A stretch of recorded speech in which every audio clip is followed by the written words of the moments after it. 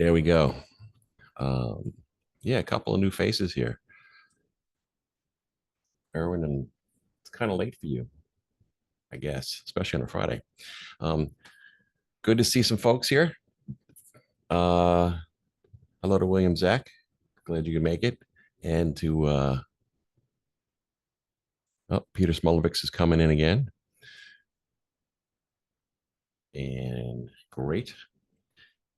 So today, just give it another second or two. Let everybody get in, get their audio set. Awesome. All right. Peter, you're back in again. We're on from the second channel.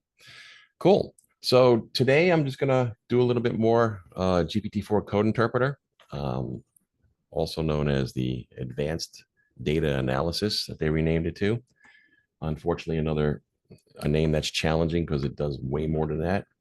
And we're gonna do some real-time unscripted discovery. And as we get into it, I'll mention some things. I'm also gonna take a little bit of a left turn from it and do some chat GPT and some other pieces that are out there. I think it's really great to see some demos of that. Before we do that, I'm going to just do a little rejoin because something went wrong with my sound. Yeah, I think I didn't have my sound set for when I was playing the video. I'm going to have to go back and figure that out. So yeah, so a little bit of housekeeping before we kick off. Next month, I run a virtual meetup every month. And next month, we're going to have Heiko Bren come in from ScriptRunner. He's going to talk about level up your PowerShell game with ScriptRunner. So if you got in here through the meetup, you can get back there and you can check out that meetup coming and you can RSVP. And then in November, topic near and dear to my heart. I don't know if people know that I wrote the Excel PowerShell module. It's got almost 4 million downloads and was demoing it over in Europe, and people were tagging me and pinging me saying you should see what she's doing with the Excel stuff. So she'll be here in November and show us how to do some time series forecasting and impact estimation using PowerShell and Excel. So I'm very much excited about that. I'm gonna throw my video on so people can see that I don't look like my avatar. Good news is if you missed this or you don't see it from Meetup or you don't see it, I also post on X, formerly known as Twitter, and I post on LinkedIn, but you can head over to my YouTube channel. If you hit the notification and subscribe, I'll be posting this video today there, and I post all the videos from my Meetup as well. Last month was also great. We had Bruce Payette, founding member of the PowerShell team. He walked us through a nice deep dive of his new programming language called Braid, post PowerShell shell. It looks like Clojure, looks a little bit like Lisp and Scheme, and he's written it in C# and PowerShell on top of PowerShell. So it's just I think it's a really interesting approach to what he's doing. So also, I'll be making some announcements in the next week or two. So if you're following me, if you're following me on those different platforms, X or LinkedIn, I'll be posting some announcements that I think are really exciting. RJ says, good news there is also an open source of Code Interpreter. Absolutely. So somebody actually open sourced it. You can actually, I was watching some videos on it yesterday. You can download the Code Interpreter. It even uses Code Llama locally. So you can actually run the Code Interpreter all locally. Very cool. Of course, I want to pick it apart and try to see if I can hook up other languages to it or in that same concept. So yeah, the competition in this space on every level is really driving some cool innovation. Very cool stuff.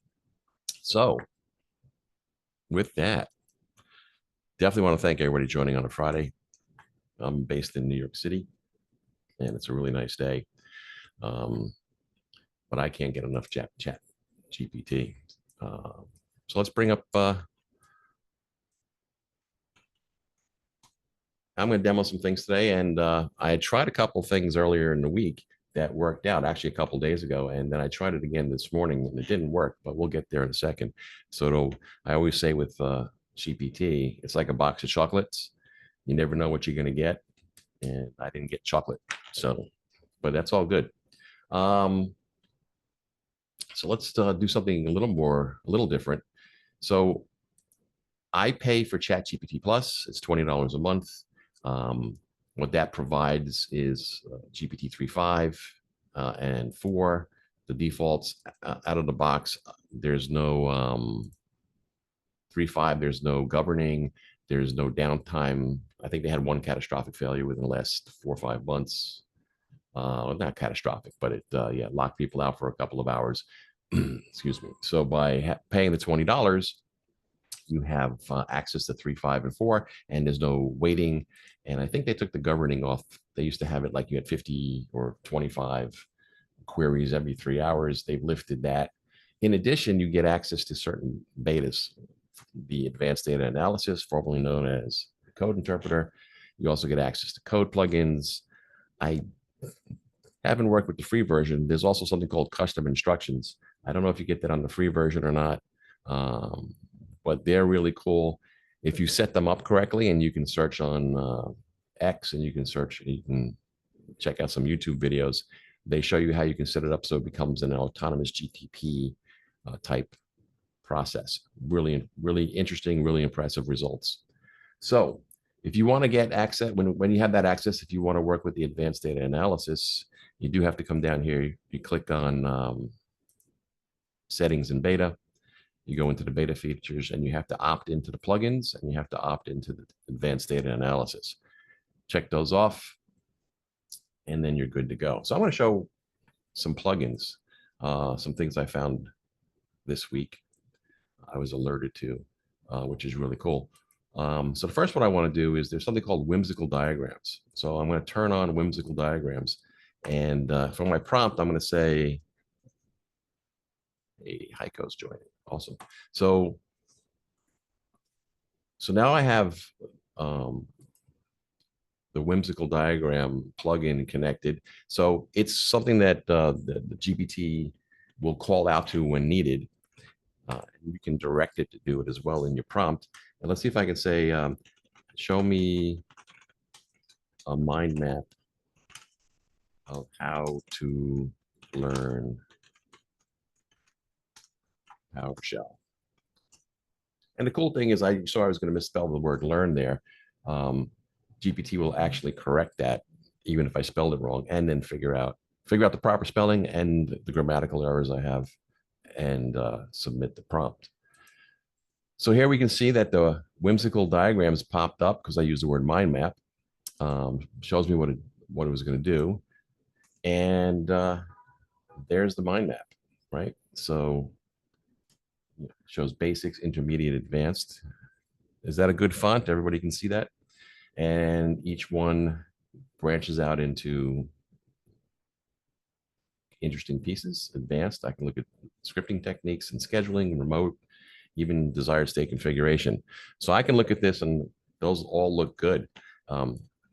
Anybody else want to venture since we're here, we can do another mind map or diagram that might be off the top of your head.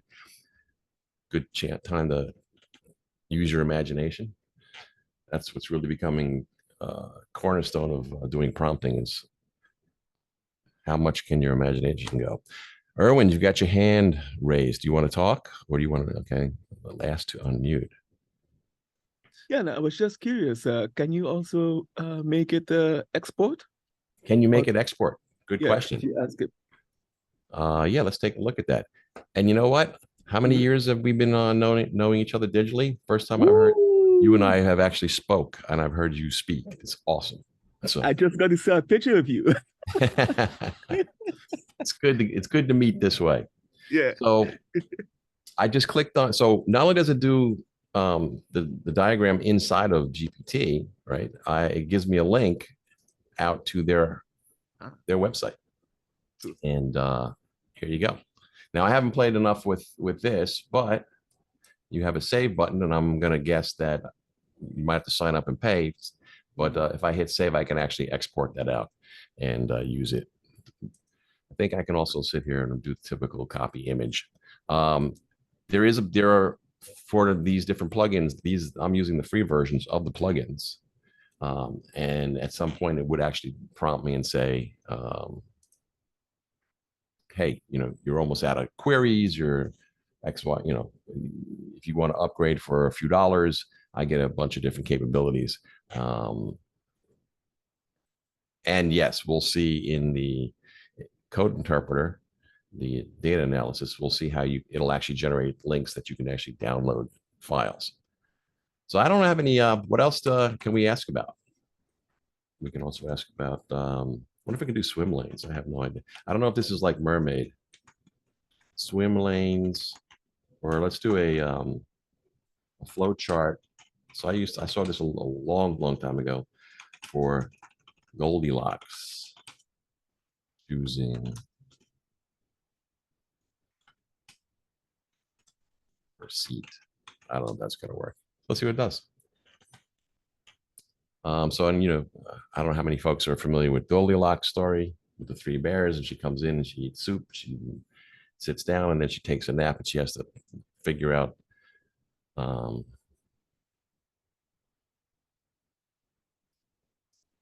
so that's now if I would have gone a little bit more broader, but Goldilocks enters the house, Papa Bear, too hard, too soft, and then just right. If I actually posted, my guess is, and I haven't played with this in any depth, if I actually posted code here that has methods, let's say a piece of C# or a piece of PowerShell or a piece of Rust, snippets, and I can actually put them in here and have function calls from one to the other, my guess is that it could actually pull those apart and then do a flow chart of the different calls, or maybe even do the swim lanes of how it's actually calling through the programs. I've done those demos using PowerShell inside of Polyglot notebooks, generating mermaid diagrams. So I'm thinking that Whimsical is going to do it as well.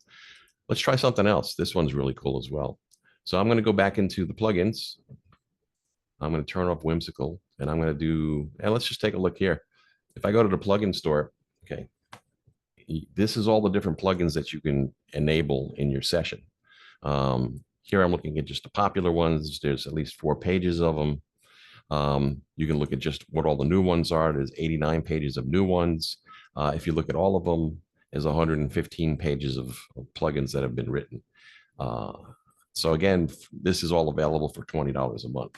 So you get access to ChatGPT, you get the latest versions. You don't have outages regularly like you do with the free version. And you also get down here on the bottom right, you can develop your own plugin. They have a Python SDK where you can I've actually downloaded it, spun it up, and then you can create a REST API with it. And then you can, once you fire it up, you can install an unverified plugin.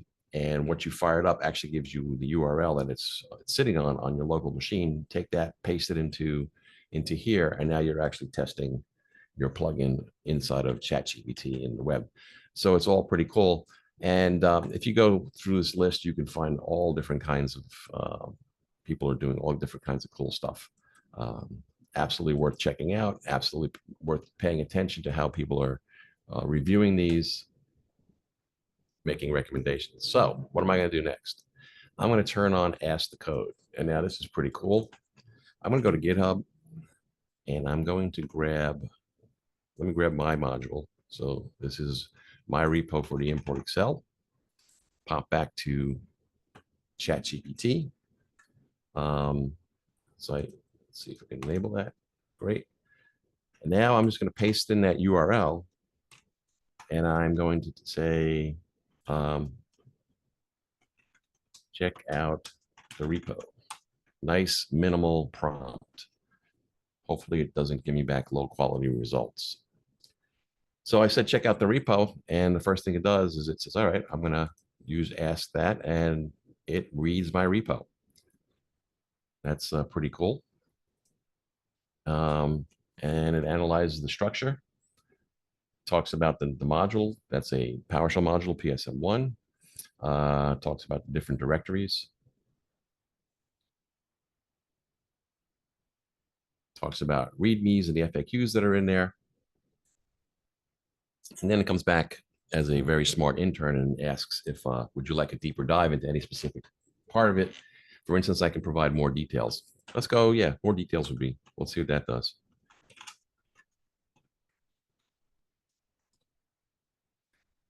Awesome. So off it goes. Going to crack open the PSM1.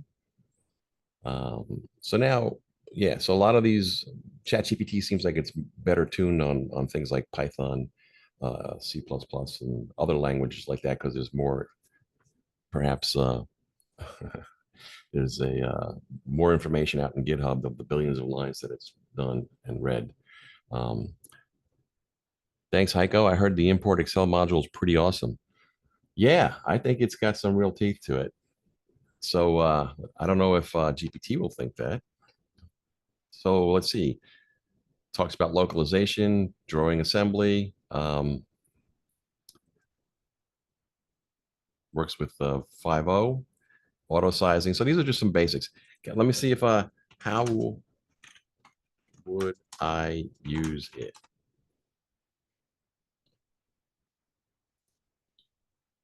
So it actually goes through and since it knows it's PowerShell, it does the appropriate way to talk to the gallery. If it was Python, it would show me how to do it with pip. And since I kind of know how the Excel library works, this package, yep, that's how you would, the first one definitely imports the data. The second one definitely exports data. Creating a pivot table. Yep, I have a switch called include pivot table. Include a pivot chart, absolutely. And I have a plotting function in there. So that's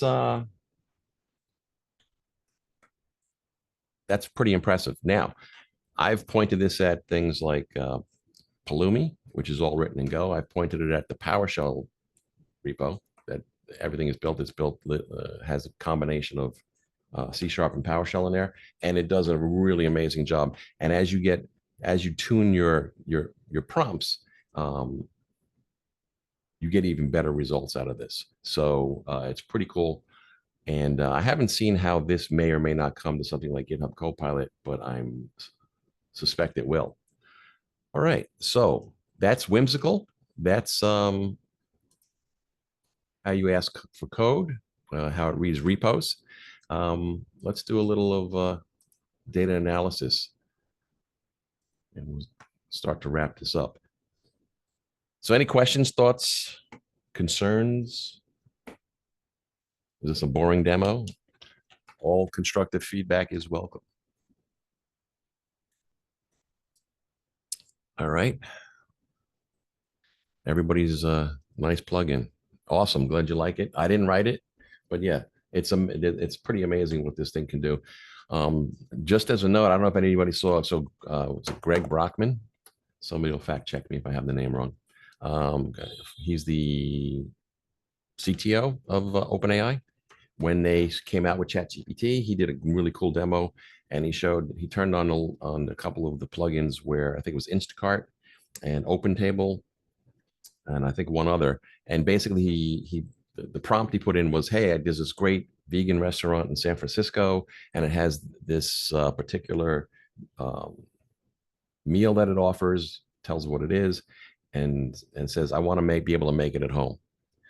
Good stuff. I recently got access to Enterprise Copilot, looking into the chat extension. So far, I'm impressed. Awesome, Erwin.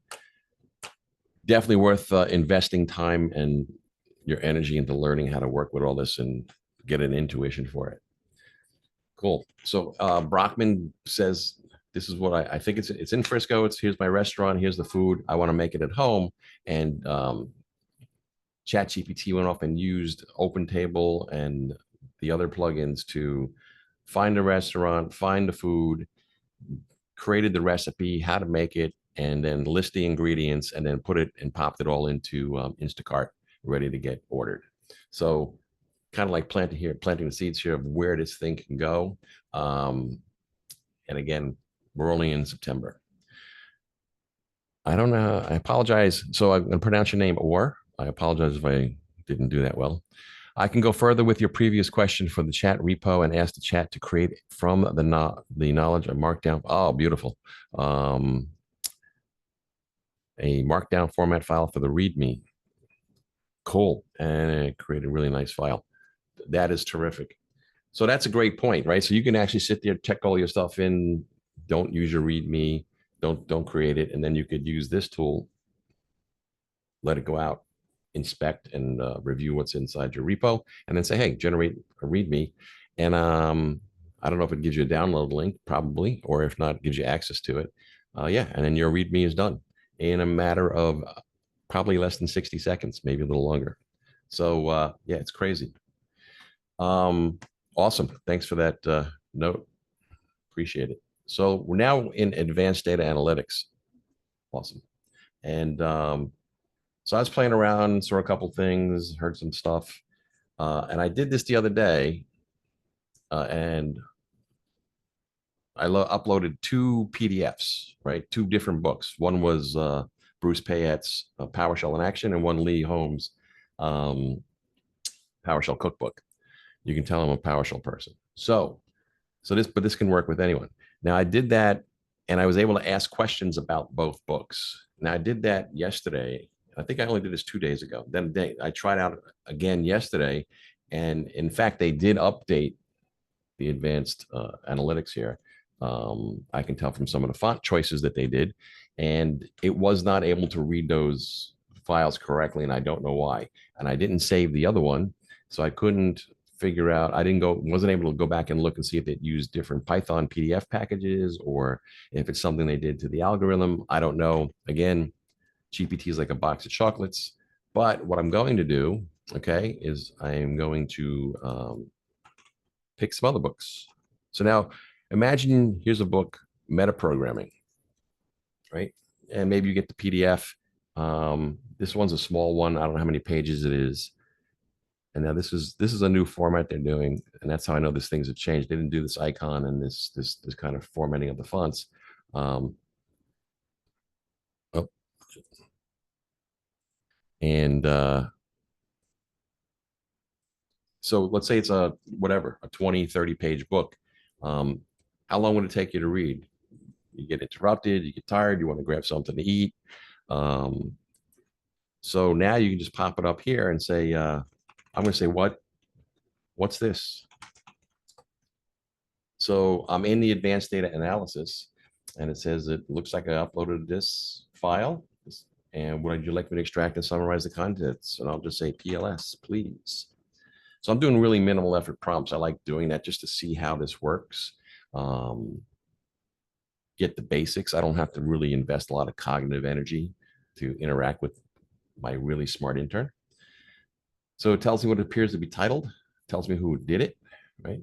That's so it definitely cracked open the PDF. The extracted content provides just a glimpse of the entire document, which covers the principles of metaprogramming, especially in the context of .NET. How awesome is that? So somebody could have just actually sent this to me. It doesn't have to be about programming. This could have been a legal document. This could have been who knows what, right? Would you like me to extract and summarize more information? And I'm going to say yes. So already I'm getting a pretty good synopsis of what this book is about. And if I drop this down, so I can actually see that it used PyPDF2. And I can, if you're interested in learning how to use Python, it's a simple little file. It opens it up, uses the reader, the PDF reader, and then it read a bunch of pages, and it even has a warning about what's getting deprecated, and off it goes. The other books I did were a couple of 300 pages a piece. So I think it might have, I don't know if they made changes and said, hey, there's a new limitation. It didn't error correctly. So anyway, so all right, we all extracted more content. RJ says, beware of summary fabrications. AI often makes things up when it summarizes. I like chat PDF better. I agree with you. Would you 100 megabytes is the file? Yeah, I agree with the 100 megabytes. I don't know why this thing stopped working, but yeah, you have a much bigger limit than Claude and on Anthropic, for example. So in terms of fabrications and hallucinations, RJ, did you use the data analysis server, or did you just use ChatGPT straight away in the web when that happened? Do you remember? Use the free ChatGPT. Thank you. So the free ChatGPT is going to hallucinate out of the box totally. Now, my caveat to that is I'm seeing more and more people making decisions about ChatGPT based on the free version. The paid version is it's a whole different ballgame. GPT-4 compared to 3.3.5 is a different animal. In addition, the analysis server, I don't like the 3.5 version. It feels cheap. Yeah, I never use the 3.5 version, even though it says it's the fastest for everyday tasks. I'm like, yeah, I want 4. I pay $20. Thank you. But the cool thing is that if you use Chat GPT-4 and you use the data analysis server, the code interpreter, this is actually writing a Python program. So the degree of hallucination is way down. It still will hallucinate. And there's a whole bunch of discussion we can have about hallucinating. Is it dreaming? Is it like humans? Like, hey, if I don't know something, I'm going to make it up. Yes. I also have another thing I say called chat but verify. But using GTP4 with the data analysis server, with this analysis piece, it's writing an actual program. If it gets errors that are terminating errors, it will detect those and go back and try to either use a different library. I can sit here and say, hey, don't use the PyPDF2, use something else. I can ask it to list what PDF libraries for Python, what packages I could use. And I can say, try 3 different ones if I'm having issues. So it's much better, much less hallucination. And yes, you definitely have to check and make sure. Or says, but the Python code fits to each summary or just the one you provide. But the Python code fits to each summary. Could you say a little more about what you mean, or just it's fitting to it's actually looked at the contents of that metaprogramming PDF. So that's what the summaries it's coming back with. If I don't know if that answers, if I'm understanding the question correctly. So now I can also see here, this was not happening even when I was trying this a little bit earlier. It's not able to grab the stuff correctly. So to RJ's point, right? So this is a little bit of a hallucination, and it's also having some issues. The extracted content is fragmented, which makes it challenging to generate a comprehensive summary. So now, like, yes, if I actually, so I'm going to keep the same session, and I'm going to open up another book I have. Let's see if I can find it. Probably not, because I don't remember.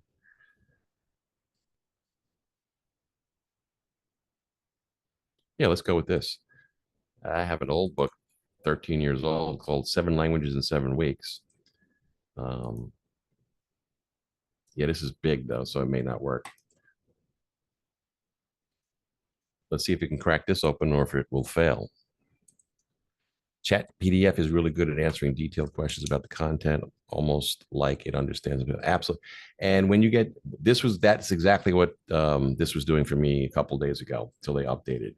So I don't know if they're still rolling out the fixes or if they're still rolling out updating the model. But yeah, you can go super deep. In fact, when I brought in the 2 books from 2 different authors about PowerShell, I was able to ask it to compare and contrast the 2 different styles and so on. So this looks a little bit better, maybe. And it used the standard PyPDF2 reader. The book is commended. Ben Cat, I know him or his name. And let's see if it can, what languages does it cover? So now it might actually go after the table of contents. Oh, there it is.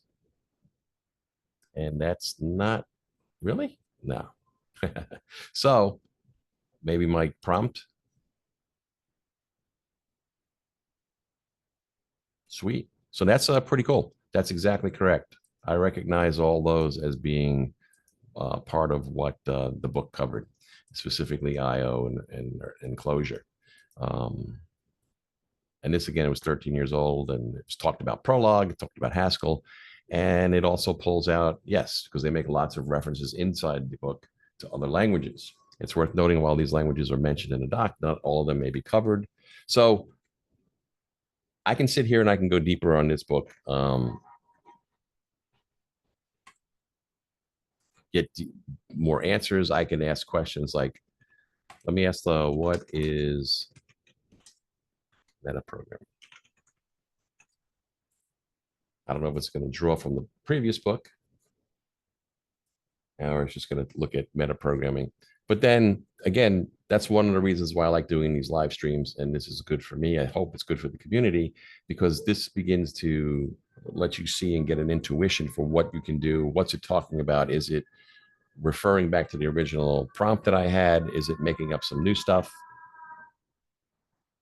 Don't know if you can hear the sirens in the back, but sometimes that happens in Midtown Manhattan.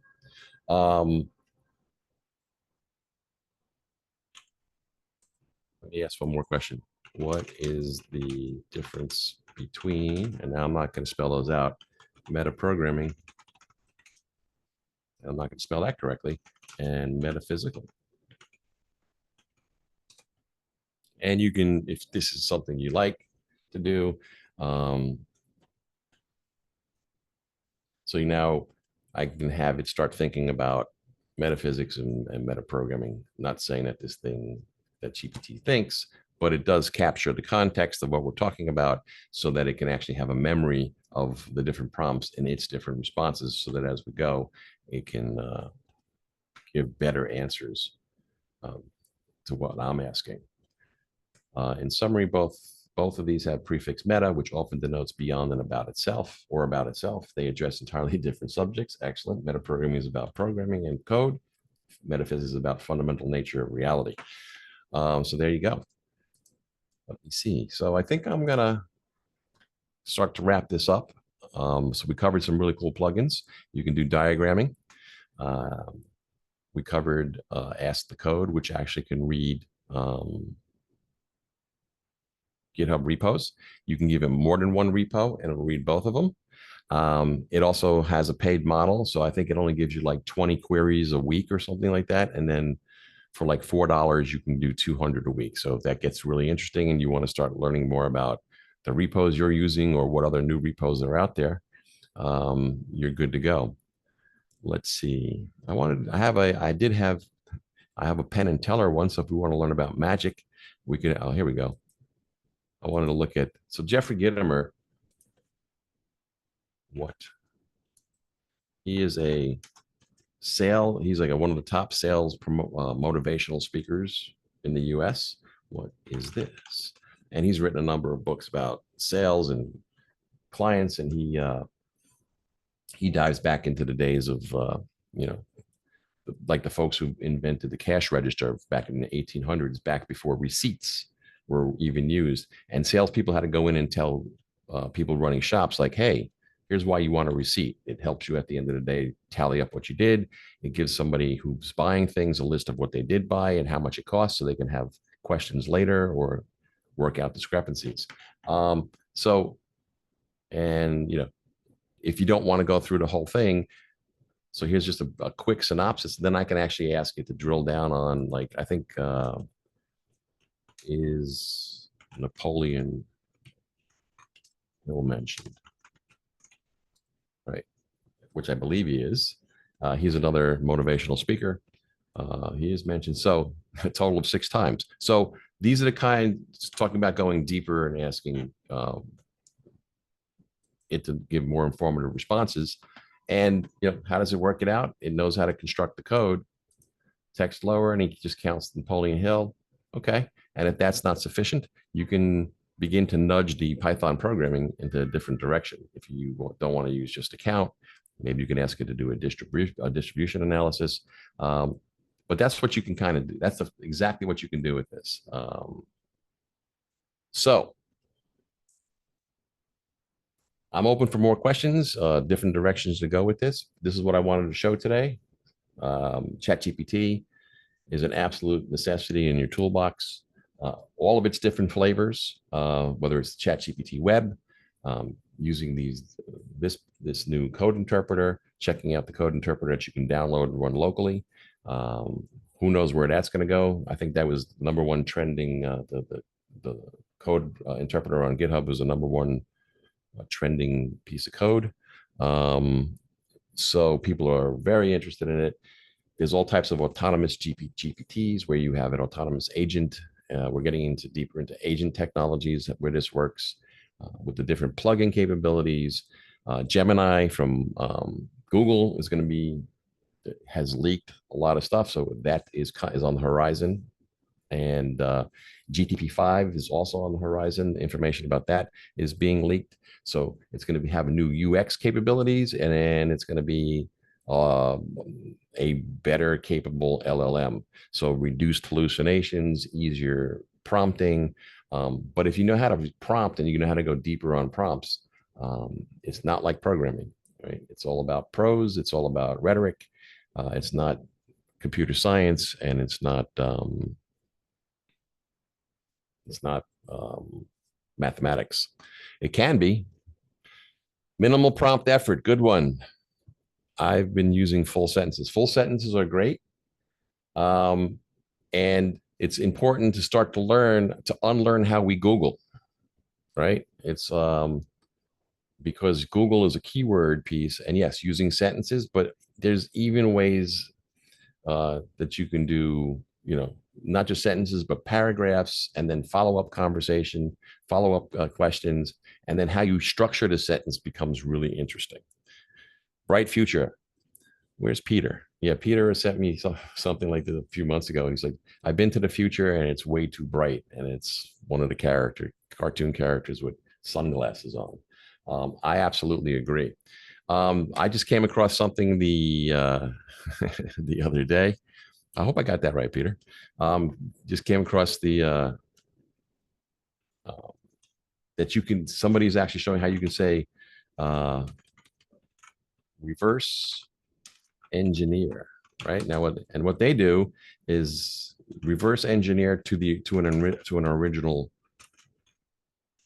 And I don't have an example as original prompt. So this is why this is my unscripted live stream. And they actually use a Python notation. They use triple quotes, right? So to delineate what the question is, reverse OpenAI code. Well, yep, if we're programmatically thinking, yes, maybe reverse OpenAI code, absolutely. But this is more of like, you can take an answer that GPT comes up with, paste that, put this prompt in the beginning, delineate it with the Python triple quotes. I've been trying with fence blocks and here strings from PowerShell. But since LLMs have been trained on both prose, English, different languages, as well as programmatic languages, it really knows about this stuff. Then you put the actual response that it came up with, and it will reverse engineer it back to the prompt. And I've been playing around with this, getting different kinds of results. Nonetheless, it's always stunning what it does. Depending on what you do, you can get back to an original prompt. And sometimes it just goes off and gives you some really detailed, interesting insights into what that was with a close prompt. And then I'm not, this is a probabilistic model. This is not about, exact stuff. We go back to the chocolate analogy. But this really gets you to go start brainstorming and doing things different, and gets you out of the mindset of like, oh, how do I Google for that? Or, I need to come up with an answer of like A = 1, A++, print A. This is a completely different animal, and beginning to learn how to think and be creative. Then we're going to get even better, more amazing results. I think that's my opinion. RJ says we all need to learn when to Google it and when to AI it. There you go. You got to know when to hold them and know when to fold them. Yeah, I Google for things like where can I buy. I'm not going to say what I can buy, but where can I buy my toothbrush? Reverse engineering prompt, genius. Yeah, this was when I saw this. I was like, oh, this is a whole nother deep dive. This is a whole nother live stream, which I will cover some of these things and some of the prompts as I come across them. It's a mind shift. It's a mindset that's has to change. We need to get out of the Google mode. We need to embrace these technologies. Cool. Any other points or questions? I'd love to chat about it. If not, we can all go enjoy our Fridays if it's Friday for you. Erwin, thank you for joining. Good to finally chat with you. voice to voice instead of memes and text. Very cool. My pleasure as well. Awesome. So with that, hope you found it enjoyable. I recorded this, so I'm gonna post it up on my YouTube channel. Did I put that out there? Anybody who wants to join that, this I have to spell correctly. So if you want to join and get notifications, again, I put out videos on my PowerShell AI module, my Excel module. Those things interest you, thank you, or. And I post these, and I'll be having other types of live streams and other types of videos on other types of technology. So find me, hit me up, let's chat. Always love talking about this type of tech. With that, enjoy your Friday and enjoy your weekend.